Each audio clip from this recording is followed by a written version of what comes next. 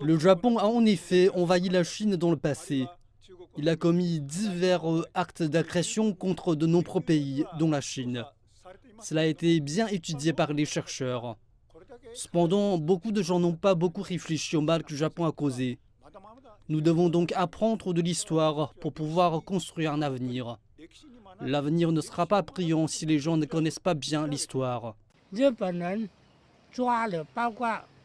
Les membres de la famille de ma femme ont été enlevés par les Japonais durant la Seconde Guerre mondiale. Son oncle et le fils de son oncle ont tous deux été abattus.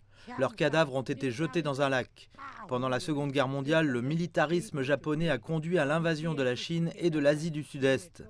L'agression a échoué, mais ces militaristes n'ont pas cessé leur plan d'agression, même à ce jour.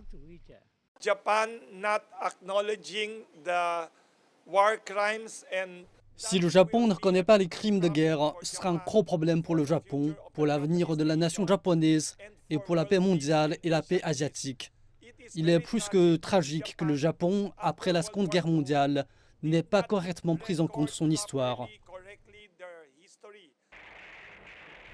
La guerre de résistance du peuple chinois contre l'agression japonaise a duré 14 ans, de 1931 à 1945.